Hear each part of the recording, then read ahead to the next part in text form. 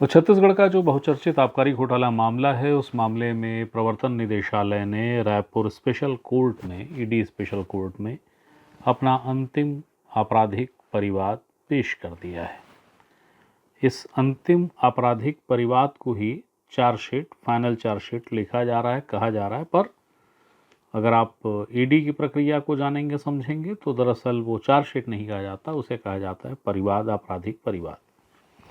अब इस आपराधिक परिवाद को जो प्रस्तुत किया गया है, इसमें पुराने 22 अभियुक्तों के नाम हैं, उसके अलावा 59 नए नाम हैं,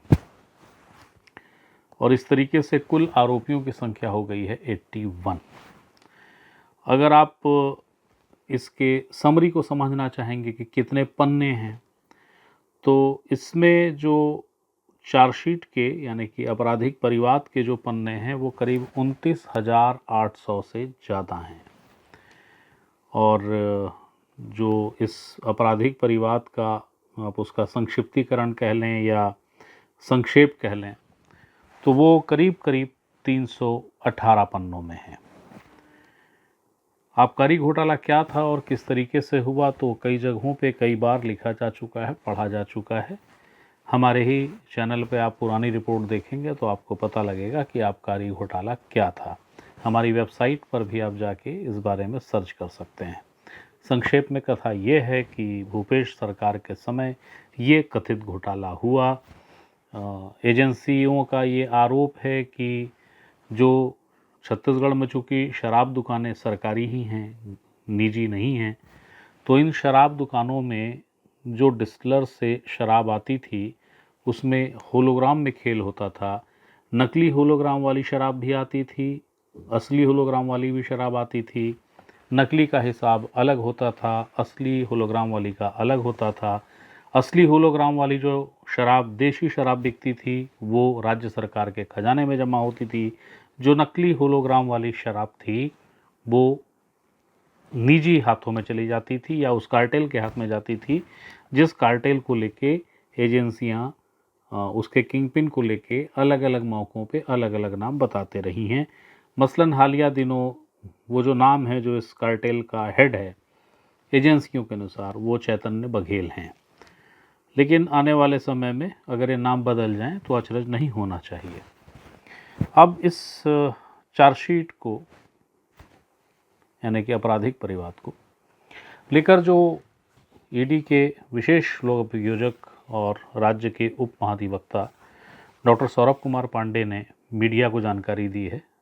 आगे बढ़ने के पहले बेहतर है कि पहले उसे सुना जाए। देखिए, prevention of money laundering act के अंतर्गत इन्फोर्समेंट डायरेक्टरेट छत्तीसगढ़ में हुए लिकर स्कैम की इन्वेस्टिगेशन कर रही थी, और उसमें पूर्व में भी लगभग 22 लोगों को अभियुक्त बनाया गया था। उसमें कई गिरफ्तारियां भी हुई थी, और उनके संदर्भ में जो हमने जांच पूरी की थी, उनका प्रोसिक्यूशन कंप्लेंट जमा किया था। आज हमने अन्य 59 लोगों का जो है अपना प्रोसिक्यूशन कंप्लेंट फाइल की है, जिनका इन्वेस्टिगेशन हमने कंप्लीट किया है। 22 पुराने और 59 नए, यानी 81 लोग हो गए टोटल इसमें, जितने भी एक्यूज पर्सन हैं। और हमारी प्रोसिक्यूशन कंप्लेंट में हमने जो अभी जो नए लोग हैं उसमें मुख्य जो है सौम्या चौरसिया, निरंजन दास और FL10A लाइसेंस होल्डर्स, इसके अलावा डिस्टिलर्स और आबकारी अधिकारी शामिल हैं अभी के जो प्रोसिक्यूशन कंप्लेंट जिनको हमने एक्यूज बनाया है। प्रोसिक्यूशन कंप्लेंट हमारी जो है वो लगभग जो हमारी प्रोसिक्यूशन कंप्लेंट की समरी है वो लगभग 315 पन्ने की है, और जो डॉक्यूमेंट्स हम रिलायड अपॉन डॉक्यूमेंट्स हैं जिसमें हमने अलग अलग प्रकार के जो साक्ष्य हमने जो एकत्रित किए हैं, जैसे कि डायरेक्ट एविडेंसेस जो मिले हैं हमको बैंकिंग चैनल के थ्रू या और भी जैसे उन्होंने लॉन्ड्रिंग करने का प्रयास किया है, प्रोसीड्स ऑफ क्राइम को कहाँ बैकडोर एंट्रीज दिखाई हैं, कहाँ उन्होंने पर्पसफुल एंट्रीज दिखाई हैं, कौन सी प्रॉपर्टीज परचेज की हैं, ऐसा हमने दिखाया है। और साथ ही साथ कुछ डिजिटल एविडेंसेस हैं जिसमें जो भी इसमें लोग शामिल हैं और आपस में वो लोग कॉन्टैक्ट में हैं, शराब स्कैम को लेकर डिटेलिंग कर रहे हैं, डिस्कशन कर रहे हैं।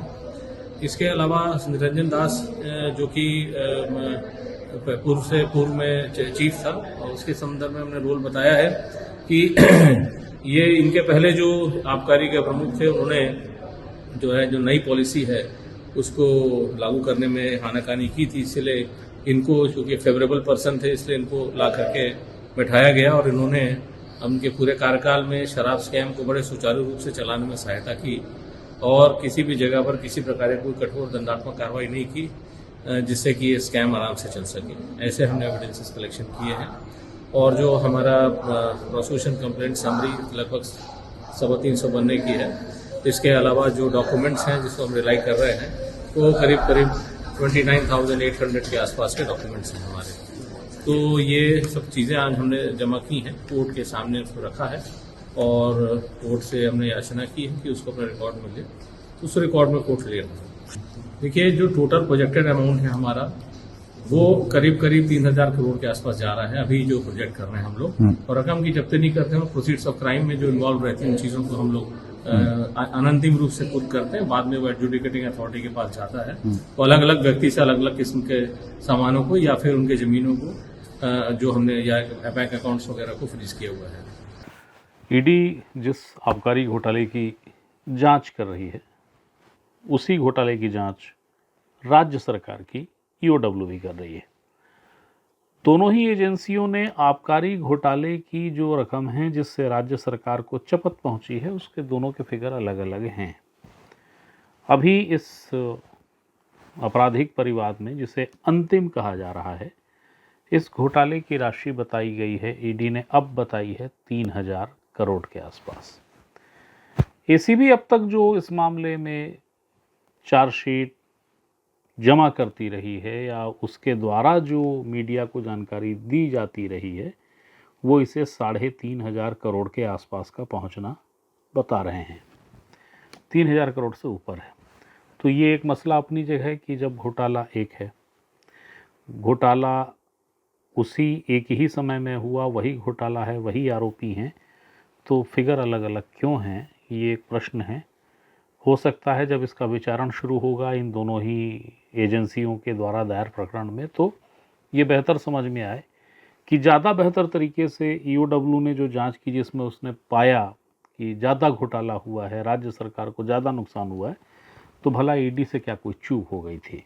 खैर, अब जो एक विषय इसमें आ रहा है कि वो लोग कौन हैं नए जिन्हें गिरफ्तार किया गया है, तो उनकी सूची आपको स्क्रीन में अभी दिख रही होगी। तो पहले ये जान लीजिए कि ये जो लोग हैं क्या इनकी गिरफ्तारी होगी, क्या इन्हें जेल जाना है। तो अब तक जो मान्य नियम है सुप्रीम कोर्ट का, इसमें जो निर्देश है वो स्पष्ट करता है, वो कहता है कि यदि कोई जांच एजेंसी, विशेषतः ईडी जैसी एजेंसी, किसी प्रकरण की जांच कर रही हो और वो परिवाद पेश करने के पहले किन्हीं अभियुक्तों को गिरफ्तार नहीं करती है और उन्हीं अभियुक्त का जिक्र परिवाद में कर देती है और उस परिवाद को कोर्ट में जमा करती है, तो उस स्थिति में जमानत के लिए, जो चूँकि पीएमएलए है और उसमें जमानत के लिए बहुत जटिल व्यवस्थाएं हैं, बहुत जटिल शर्तें हैं, वो जटिलताएं शून्य हो जाती हैं, शिथिल हो जाती हैं। आरोपियों को कोर्ट आना होगा जबकि कोर्ट उन्हें तलब करेगी और उसके बाद मुचलका जमानत की प्रक्रिया होगी और कोर्ट उन्हें भेज देगा। तो ये समझ लीजिए कि जिनके नाम हैं उनकी गिरफ्तारी जैसा कोई विषय, या मतलब गिरफ्तारी तो खैर वो न्यायिक प्रक्रिया के अंतर्गत होगी पर वो जेल नहीं जाएंगे। अब विषय एक और, जिस विषय को लेके बार बार ये कहा जा रहा है कि ये अंतिम है, यानी कि आपराधिक परिवाद आबकारी घोटाले से जुड़ा अंतिम है, तो इसके लिए बहुत बेहतर होगा कि हमें ये देखना चाहिए कि क्या वाकई ऐसा है, क्या यही इसका उत्तर है। तो यदि उस 300 पन्ने वाले, जो 300 से ऊपर के पन्ने हैं, जो इस आपराधिक परिवाद क्या है और कैसा है, कैसे आबकारी घोटाला हुआ और क्यों अन्य जो अभियुक्त हैं उनकी क्या भूमिका, इसको जो ब्यौरा देता है, उसमें अगर आप एक कॉलम को गौर से देखेंगे, पढ़ेंगे, तो आपके समझ आएगा कि यह अंतिम आपराधिक परिवाद नहीं है। इस बात की संभावना है कि और इसी मामले में आपराधिक अन्य परिवाद प्रस्तुत हो सकते हैं। छत्तीसगढ़ के इस आबकारी घोटाले में प्रवर्तन निदेशालय ने जो आपराधिक परिवाद जमा किया है, जिसे यह माना जा रहा है कि ये अंतिम है, इसे लेकर प्रश्न हैं कि क्या ये वाकई अंतिम है। तो प्रवर्तन निदेशालय ने जो अभिलेखों की एक बड़ी सी गठरी 30,000 के आसपास पन्नों की कोर्ट को सौंपी है, उसके साथ साथ आबकारी घोटाले को लेकर कि यह क्या हुआ, कैसे हुआ, कितने का इसमें सरकार को शपथ लगा, जो एक ब्यौरा दिया है, जो करीब 300 पन्नों में है, बल्कि उससे ज़्यादा पन्नों में। उसमें एक जगह उल्लेख मिलता है और उस उल्लेख से यह समझ आता है कि नहीं, ये फाइनल आपराधिक परिवाद नहीं है। बेहद गौरतलब पंक्तियां हैं वो जो प्रवर्तन निदेशालय ने कोर्ट में कही हैं। इस जो प्रवर्तन निदेशालय ने जो संक्षिप्तीकरण जमा किया है कोर्ट में, उसका जो बिंदु क्रमांक है वो है 46, further investigation in the liquor scam, यानी शराब घोटाले में आगे की जांच। इसमें क्या लिखा हुआ है?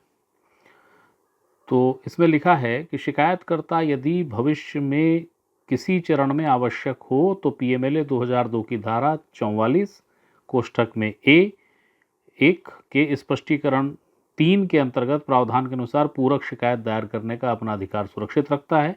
ईडी की जांच में यह स्थापित हुआ है कि अपराध की आय का एक बड़ा हिस्सा अन्य संदिग्धों के हाथों में भी पहुंचा है। क्या कह रहा है प्रवर्तन निदेशालय? प्रवर्तन निदेशालय कह रहा है कि जो पीएमएलए एक्ट है 2002 का, उसमें एक सेक्शन है, सेक्शन का नाम है 44, उसमें एक सहपठित धारा 144 का ही इंटू ब्रैकेट 1 कह लीजिए उसको, उसमें स्पष्टीकरण 3 है। उसमें यह लिखा है कि प्रवर्तन निदेशालय इस अधिनियम की इस धारा के अंतर्गत प्रावधान के अनुसार पूरक शिकायत दायर करने का अपना अधिकार सुरक्षित रखता है, यानी जब कभी जरूरत पड़ेगी वो सप्लीमेंट्री परिवाद, आपराधिक परिवाद पेश करेगा। क्यों ऐसा क्यों होगा? तो ईडी ने उसको भी स्पष्ट कर दिया है। ईडी ने कोर्ट को बताया है कि ईडी की जांच में, यानी आबकारी घोटाले की जांच में, ये स्थापित हुआ है कि अपराध की आय का एक बड़ा हिस्सा अन्य संदिग्धों के हाथों में भी पहुंचा है। वो अन्य संदिग्ध कौन है? तो वो अन्य संदिग्ध इस आपराधिक परिवाद में जो नए आरोपी बन गए हैं, जिनको लेकर मैंने बताया कि ये गिरफ्तार नहीं होंगे, सुप्रीम कोर्ट का इसमें डायरेक्शन है, उस लिस्ट में ये नाम नहीं है। अब ये ईडी ने लिखा है और इस बात को पढ़ते हुए, जानते हुए याद रखिएगा कि सुप्रीम कोर्ट ने इस मामले में ईडी को एक मियाद दी हुई थी कि भाई एक निश्चित मियाद 2 महीने 3 महीने के भीतर आप फाइनल जो आपकी रिपोर्ट है कोर्ट में पेश करिए। ये कोर्ट ने इसलिए कहा, सुप्रीम कोर्ट ने, क्योंकि बचाव पक्ष के लोगों का, उनके विद्वान अधिवक्ताओं ने सुप्रीम कोर्ट को बताया कि जब से इसकी जांच चल रही है, जांच ही जांच चल रही है। एक निश्चित मियाद के बाद ये फिर किसी नए को पकड़ते हैं और फिर उसमें जांच शुरू कर देते हैं। जो आपराधिक परिवाद है उसको कोर्ट में जमा ही नहीं कर रही ईडी, जिसके कारण इसमें विचारण नहीं हो रहा।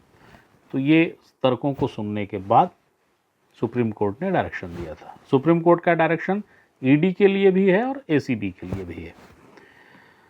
तो इसके तहत ये आपराधिक परिवाद का, जिसको फाइनल चार्जशीट कहा जा रहा है, वो जमा हुआ है। मगर इसी आपराधिक परिवाद के विस्तार में ईडी ने स्पष्ट कर दिया है कि हम भविष्य में और जमा करेंगे या कर सकते हैं।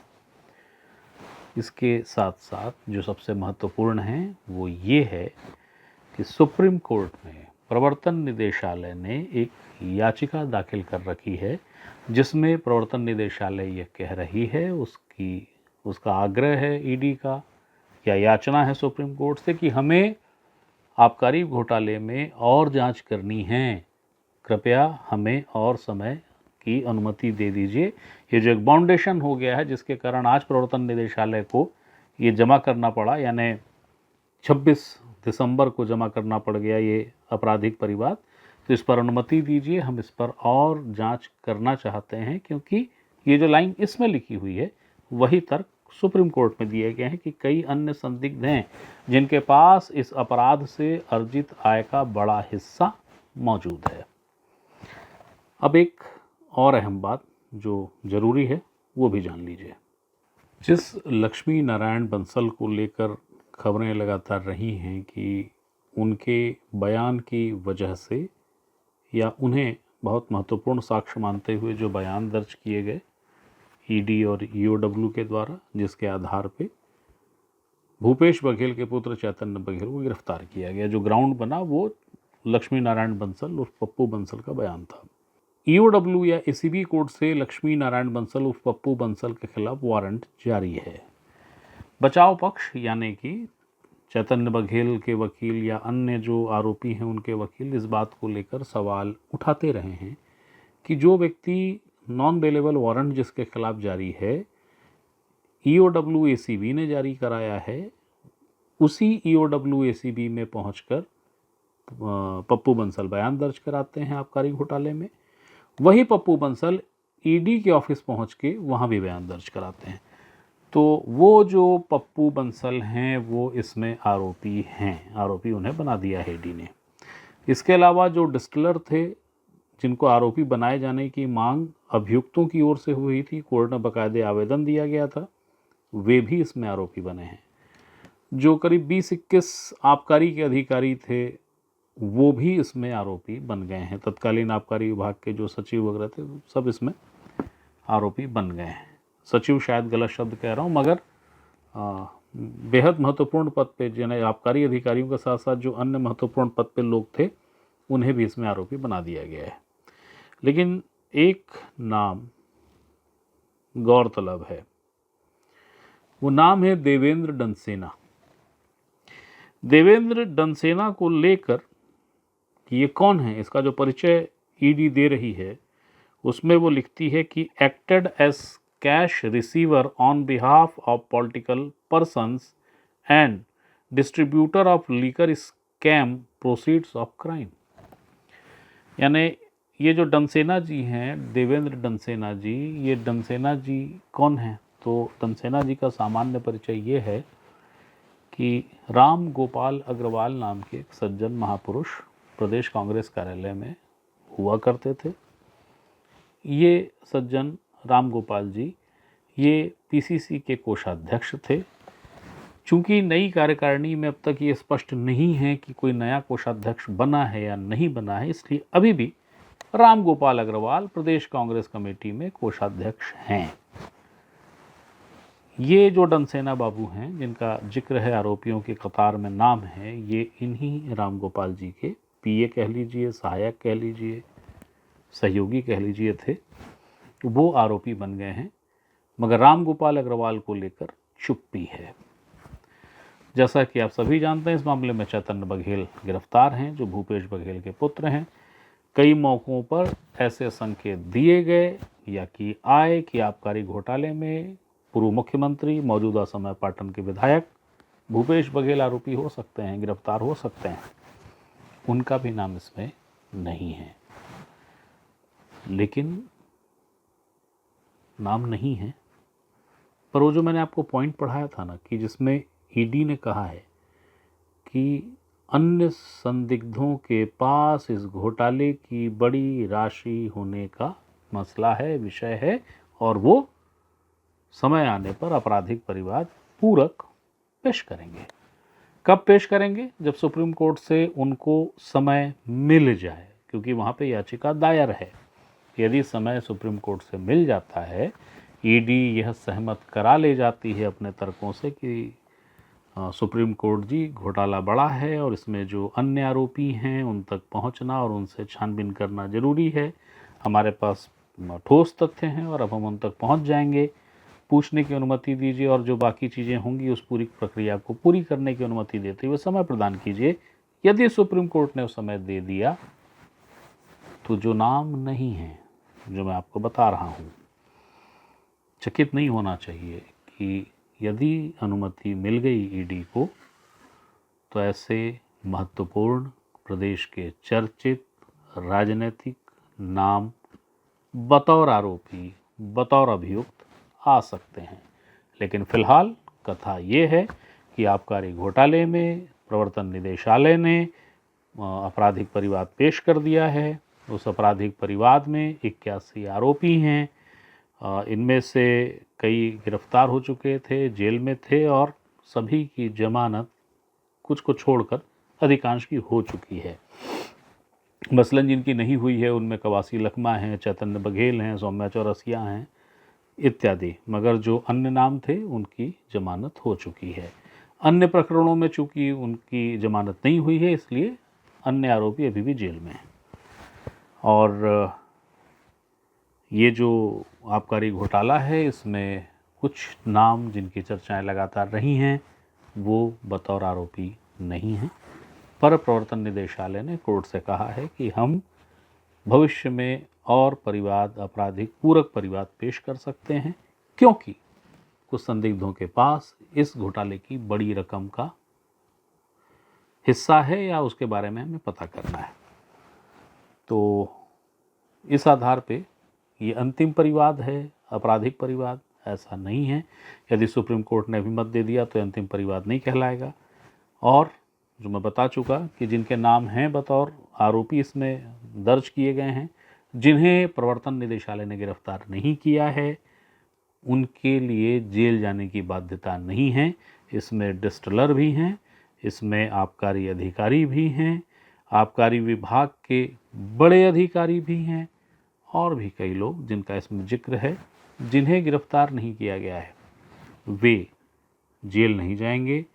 सुप्रीम कोर्ट के निर्देश के अनुपालन में जैसे ही ये कोर्ट में उपस्थित होंगे, इन्हें जमानत पे मुचलके पे रिहा किया जाएगा, पेशी इन्हें आना पड़ेगा। तो एक आबकारी घोटाले से जुड़ी एक जानकारी थी, एक सूचना थी जो आपको देनी ज़रूरी थी, क्योंकि हर सूचना और जानकारी पे अधिकार सिर्फ आपका है, मैं सिर्फ माध्यम हूँ। फिर कोई सूचना हो, फिर कोई जानकारी हो, वो देने आपके सामने फिर हाजिर होऊंगा। तब तक के लिए प्रणाम।